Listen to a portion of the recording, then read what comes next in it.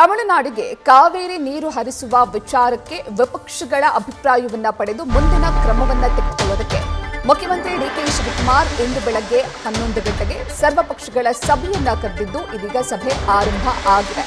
CM ಗೃಹ ಕಚೇರಿ ಕೃಷ್ಣಾದಲ್ಲಿ ಮಹತ್ವದ ಸಭೆಯನ್ನ ಮಾಡಲಾಗ್ತಾ ಇದೆ. ನೀರು ಹರಿಸುವ ಸಂಬಂಧ ವಿಪಕ್ಷಗಳ ಜೊತೆ ಡಿಕೆ ಶಿವಕುಮಾರ್ ಚರ್ಚೆಯನ್ನ ನಡೆಸಲಿದ್ದಾರೆ. ಈಗಾಗಲೇ CWMA Kaveri water management authority 15 ದಿನಗಳ ಕಾಲ ಪ್ರತಿದಿನ 3,500 ಕ್ಯೂಸೆಕ್ಸ್ ನೀರನ್ನ ತಮಿಳುನಾಡಿಗೆ ಹರಿಸಬೇಕು ಎನ್ನುವ ಸೂಚನೆಯನ್ನ ನೀಡಲಾಗಿದೆ. ಇದೀಗ ಇದೇ ವಿಚಾರಕ್ಕೆ ಸಂಬಂಧಪಟ್ಟಂತೆ ಮುಖ್ಯಮಂತ್ರಿ ಡಿಕೆ ಶಿವಕುಮಾರ್ ಸರ್ವಪಕ್ಷದ ಸಭೆಯನ್ನ ಕರೆದಿದ್ದಾರೆ.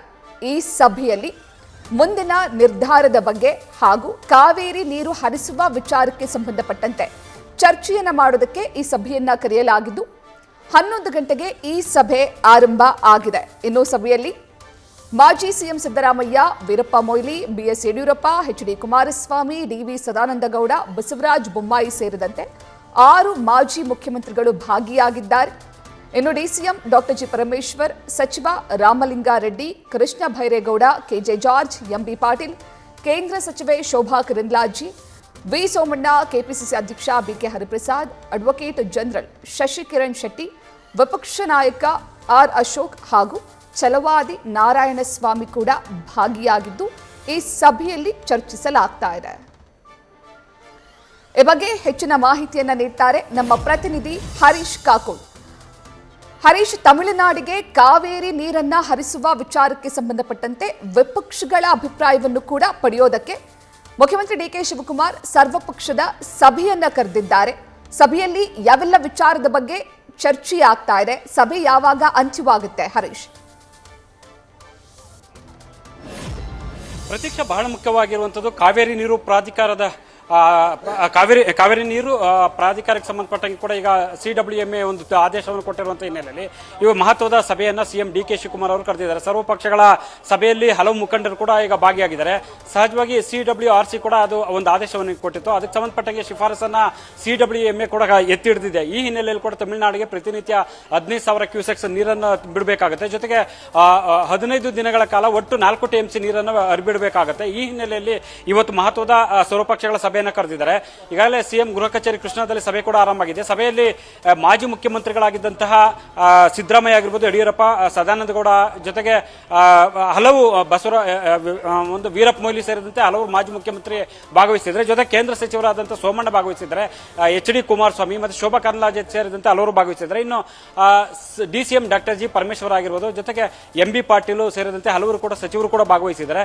ಸೊ ಮುಖ್ಯವಾಗಿರುವಂತದ್ದು ಮುಂದಿನ ಕ್ರಮ ಕೈಗೊಳ್ಳುವುದಕ್ಕೆ ಸಂಬಂಧಪಟ್ಟಂಗೆ ಸುದೀರ್ಘವಾಗಿ ಸಭೆಯಲ್ಲಿ ಕೂಡ ಚರ್ಚೆ ನಡೆಯಲಾಗ್ತಿದೆ. ಸುಪ್ರೀಂ ಕೋರ್ಟ್ಗೆ ಮೇಲ್ಮನವಿ ಸಲ್ಲಿಸುವ ಸಂಬಂಧ ವಿಪಕ್ಷಗಳ ಅಭಿಪ್ರಾಯವನ್ನು ಆಲಿಸುವಂತ ನಿಟ್ಟಿನಲ್ಲಿ ಕೂಡ CM DK ಶಿವಕುಮಾರ್ ಅವರು ಕೇಳ್ತಾ ಇದ್ದಾರೆ ಅಂತ ಹೇಳಲಾಗ್ತಿದೆ. ಮುಖ್ಯವಾಗಿರುವಂತದ್ದು ಪ್ರತಿಪಕ್ಷ ನಾಯಕ R ಅಶೋಕ್ ಆಗಿರ್ಬೋದು, ಛಲವಾದಿ ನಾರಾಯಣಸ್ವಾಮಿ ಮತ್ತೆ BJP ರಾಜ್ಯಾಧ್ಯಕ್ಷ BY ವಿಜೇಂದ್ರ ಸೇರಿದಂತೆ ಹಲವರು ಕೂಡ ಸಭೆಯಲ್ಲಿದ್ದಾರೆ. ಸೊ ಎಲ್ಲರ ಸಹಮತವನ್ನು ಪಡೆಯುವಂತ ನಿಟ್ಟಿನಲ್ಲಿ ಕೂಡ CM DK ಶಿವಕುಮಾರ್ ಅವರು ಈಗ ಅಭಿಪ್ರಾಯವನ್ನು ಆಲಿಸುತ್ತಿದ್ದಾರೆ ಅಂತ ಹೇಳಲಾಗ್ತಿದೆ. ಜೊತೆಗೆ ಕಾವೇರಿಗೆ ಸಂಬಂಧಪಟ್ಟಂಗೆ ಪದೇ ಪದೇ ಈ ರೀತಿ ಸಮಸ್ಯೆಗಳಾಗ್ತಿದೆ. ಯಾವ ರೀತಿಯಲ್ಲಿ ಮುಂದೆ ಕ್ರಮಗಳನ್ನು ಕೈಗೊಳ್ಳಬೇಕಾಗುತ್ತೆ ಮತ್ತೆ ಕೇಂದ್ರಕ್ಕೆ ನಿಯೋಗ ಕೊಂಡೊಯ್ಯುವಂತದ್ದಾಗಿರ್ಬೋದು, ಜೊತೆಗೆ ಕಾನೂನಾತ್ಮಕ ಹೋರಾಟಕ್ಕೆ ಸಂಬಂಧಪಟ್ಟಂಗೆ ಏನೆಲ್ಲ ಮಾಡಬೇಕಾಗುತ್ತೆ ಅನ್ನುವಂಥ ವಿಚಾರವನ್ನು ಕೂಡ ಮಹತ್ವದವಾಗಿ ಚರ್ಚೆ ನಡೆಸ್ತಾ ಇದ್ದಾರೆ. So advocate general Shashikiran Shetty ಕೂಡ ಈ ಒಂದು ಸಭೆಯಲ್ಲಿ ಇದ್ದಾರೆ. ಸಭೆಯಲ್ಲಿ ಅವರ ಹತ್ರನೂ ಕೂಡ ಒಂದಷ್ಟು ಕಾನೂನಾತ್ಮಕ ವಿಚಾರಗಳನ್ನ ಸಲಹೆ ಪಡೆಯುವಂತ ನಿಟ್ಟಿನಲ್ಲಿ ಕೂಡ CM DK ಶಿವಕುಮಾರ್ ಅವರು ಮಾಡ್ತಿದ್ದಾರೆ ಅಂತ ಹೇಳಲಾಗ್ತಿದೆ.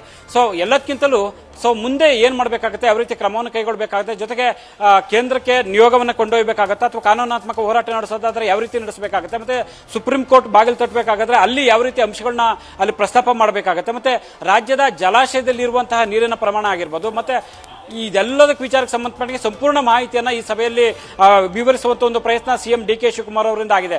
ಈಗಾಗಲೇ ಕೂಡ ಯಾವ್ಯಾವ ಜಲಾಶಯದಲ್ಲಿ ಯಾವ್ಯಾವ ನೀರಿನ ಪ್ರಮಾಣ ಎಷ್ಟೆಷ್ಟಿದೆ ಎಲ್ಲ ಅಂಕಿಅಂಶಗಳ ಸಮೇತ ಸಭೆಯಲ್ಲಿ ವಿಸ್ತೃತವಾಗಿ ಚರ್ಚೆ ನಡೆಸಲಾಗ್ತಿದೆ ಅಂತ ಹೇಳಲಾಗ್ತಿದೆ.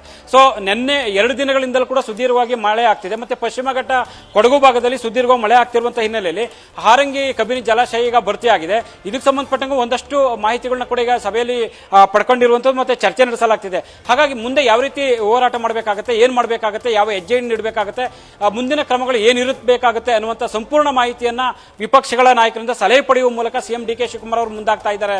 ಪ್ರತೀಕ್ಷಾ, ಹರೀಶ್, ಕಾವೇರಿ ವಿಚಾರದಲ್ಲಿ ಪಕ್ಷಾತೀತವಾಗಿ ಎಲ್ಲಾ ಪಕ್ಷಗಳು ಒಗ್ಗಟ್ಟಾಗಿ ಸುಪ್ರೀಂ ಕೋರ್ಟ್ಗೆ ಹೋಗುವಂತಹ ಸಂದರ್ಭ ಡಿಕೆ ಶಿವಕುಮಾರ್ ಅವರೇನಾದ್ರೂ ಕಾನೂನಿನ ಪ್ರಕಾರ ನಾವು ಸುಪ್ರೀಂ ಕೋರ್ಟ್ನಲ್ಲಿ ಇದನ್ನ ಪ್ರಶ್ನೆ ಮಾಡ್ತೀವಿ ಅನ್ನುವಂತಹ ನಿರ್ಧಾರವನ್ನ ತೆಗೆದುಕೊಂಡ್ರೆ ಪ್ರತಿಪಕ್ಷಗಳು ವಿಪಕ್ಷಗಳೆಲ್ಲವೂ ಕೂಡ ಕೈ ಜೋಡಿಸುವ ಸಾಧ್ಯತೆ ಇದೆಯಾ ಹರೀಶ್?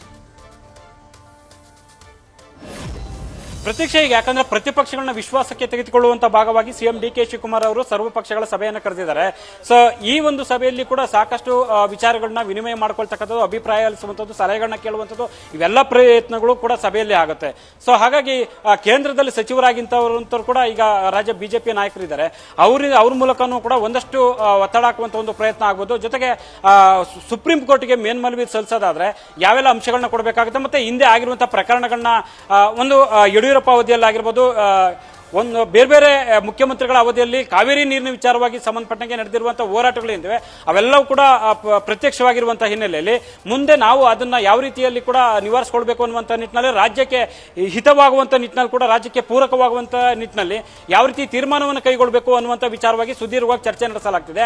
ಅಂತಿಮವಾಗಿ ಯಾವ ತೀರ್ಮಾನವನ್ನು ಕೈಗೊಳ್ಳುತ್ತೆ ಸಭೆ ಅನ್ನುವಂಥದ್ದು ಕುತೂಹಲಕ್ಕೆ ಅಡಿ ಮಾಡಿಕೊಟ್ಟಿದೆ. ಅಂದ್ರೆ ಸರ್ವ ಪಕ್ಷಗಳ ಸಭೆಯನ್ನು ಕರ್ಕೊಂಡು ಹೋಗೋ ನಿಟ್ಟಿನಲ್ಲಿ ತೀರ್ಮಾನ ಆಗುತ್ತಾ, ಅಥವಾ ಕಾನೂನಾತ್ಮಕ ಹೋರಾಟದ ಮುಂದುವರೆದ ಭಾಗವಾಗಿ ಸುಪ್ರೀಂ ಕೋರ್ಟ್ಗೆ ಮೇಲ್ಮನವಿ ಸಲ್ಲಿಸುವಂತ ನಿಟ್ಟಿನಲ್ಲಿ ಏನಾದರೂ ತೀರ್ಮಾನ ಆಗುತ್ತೋ, ಇವೆಲ್ಲವೂ ಕೂಡ ಸಾಕಷ್ಟು ಕುತೂಹಲ ಇರುವಂಥದ್ದು.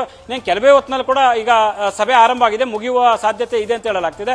ಹಾಗಾಗಿ ಸಭೆ ಮುಗಿದ ನಂತರ ಸಿಎಂ ಡಿಕೆ ಶಿವಕುಮಾರ್ ಅವರು ಕೂಡ ಮಾಧ್ಯಮಗೋಷ್ಠಿ ನಡೆಸ್ತಾರೆ. ಅಲ್ಲಿ ಸ್ಪಷ್ಟವಾಗಿ ಸರ್ಕಾರದ ಮುಂದೆ ನಿಲುವು ಏನಾಗಿರುತ್ತೆ ಅನ್ನುವಂಥ ಮಾಹಿತಿಯನ್ನ ಕೊಡ್ತಾರೆ. ಪ್ರತ್ಯಕ್ಷ. ಥ್ಯಾಂಕ್ ಯು ಹರೀಶ್ ತಮ್ಮೆಲ್ಲ ಡೀಟೇಲ್ಸ್ಗೆ. ನ್ಯೂಸ್ ಫಸ್ಟ್ ನಿರ್ಭೀತಿಯಿಂದ ನಿಮ್ಮ ಪರವಾಗಿ.